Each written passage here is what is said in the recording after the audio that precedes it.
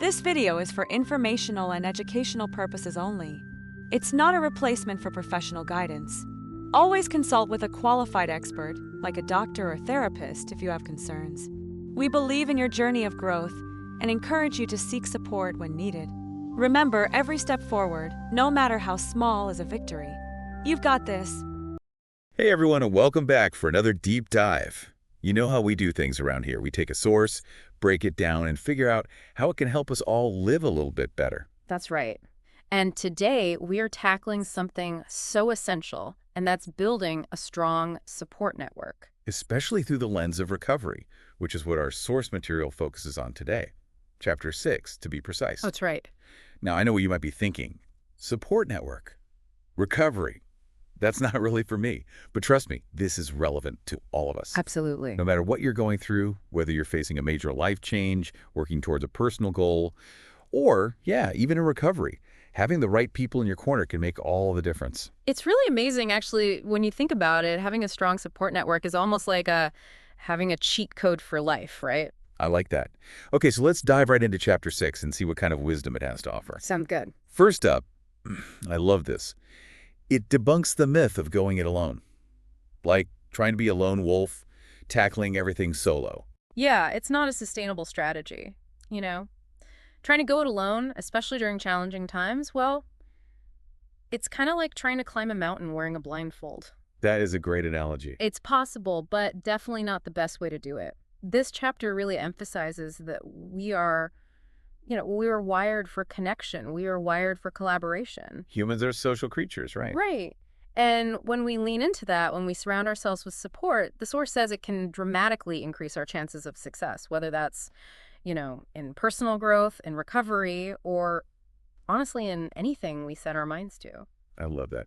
Okay, so the chapter breaks down the support network into different categories. And first up is friends. Yeah, friends. And it highlights how important friends are in celebrating our victories, both big and small. But it's not just about having people to high five, is it? Oh, not at all. I mean, celebrating victories is super important. In fact, the chapter actually suggests seeking out your friends to celebrate even small wins. Oh. Like really make a conscious effort to share those moments. It helps you focus on the positive momentum, but when you hit a roadblock, which we all do, friends offer that safe space to vent, to process things without judgment. And sometimes, let's be real, we need that reminder of how far we've come because, self-doubt can creep in. It really can. And a good friend can be like, hey, remember when you, you know? It's like having a personal hype team and a therapist all rolled into one. That's a great way to put it. That being said, I think it's important to remember, and the chapter does touch on this too, that it's about quality over quantity. Right. It's not just about having, tons and tons of friends. It's about having the right friends. Absolutely. You want friends who genuinely support your goals and are willing to offer constructive feedback, Not just tell you what you want to hear, but what you need to hear. Those friends are like your personal board of directors in a way, helping you navigate the ups and downs of life. I love that. Speaking of guidance, the chapter also emphasizes mentors. Those individuals who have kind of walked a similar path and can share their wisdom. When I was starting out in my career, I wish I had sought out more mentors. I think I always felt a little intimidated by the idea, but this chapter makes it seem a lot more approachable. Mentorship doesn't have to be some big formal thing. It really can be as simple as finding someone you admire, whose work you respect, and reaching out to them. It can be like, joining online communities, hobby groups, or just connecting with people online. Even a simple message, just expressing admiration for what they do, can be surprisingly effective. They really can. And sometimes that's all it takes to open the door to a valuable mentoring relationship. Yeah. It's amazing how just one connection can sometimes lead to so much valuable guidance. Now let's talk about a topic that can be a bit more complex. Family. The chapter acknowledges that the family dynamics can be tricky, especially during recovery, during times of change, or even just in general. And I really resonated with this section of the chapter, especially when it talked about the importance of open communication. But I also wonder what happens when those conversations become difficult, confrontational even. How do we navigate that? That's a really important question and, not always an easy one to answer. The source, it suggests setting boundaries. which might involve, sometimes limiting contact or politely declining certain conversations if they are not healthy. Sometimes it's just about clearly and calmly stating your needs and expectations. Remember that you can't control how other people react, but you can control how you respond, and you can protect your own well-being. It's a good reminder that sometimes setting boundaries is an act of self-care, which actually perfectly segues into the next thing I wanted to talk about from the chapter. I was fascinated by how it connects the power of shared experiences to things like support groups and therapy. What's the benefit of those settings? Well, one of the biggest benefits is validation, right? Like when you are in a group setting with people who are going through similar things, it reduces that feeling of isolation. You realize you're not alone. It's like, oh, I'm not the only one feeling this way. Exactly. And then on top of that, you're learning coping mechanisms from others who've been there, who have walked that path before you.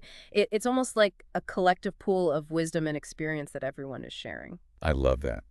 And speaking of shared experiences and support, the chapter then makes a surprising connection that I initially didn't quite understand, but the more I thought about it, the more sense it made. Community service. What's Yeah. the connection there? Yeah, at first glance, it might seem like a bit of a leap, right? But when you think about it, helping others actually reinforces your own strengths and gives you this sense of purpose. And on top of that, it connects you with like-minded individuals who are passionate about making a difference. It can be anything like volunteering at a local food bank, mentoring youth, or even just helping out an elderly neighbor. These types of activities foster a sense of community and naturally strengthen your network in a really organic way. I love how this chapter emphasizes that giving back isn't just about helping others, it's also about helping yourself. And finally, we get to the last key takeaway from this chapter, which is so simple yet, I think, so often overlooked. It's about celebrating your victories. Yes. I know I'm guilty of this. It's so easy to get caught up in striving for that next goal and forget to acknowledge just how far we've already come. It's true. And, celebrating isn't just about feeling good. I mean, it does feel good, of course, but it also reinforces positive behavior, recognizes progress, and strengthens those bonds within your support system. When we share our wins, it allows others to celebrate with us, which solidifies those connections. It's like each celebration is a deposit in the bank of positive relationships. I like that. Yeah. So, to recap, what we've learned from Chapter 6 is that building a strong support network is multifaceted. It's about nurturing those friendships, seeking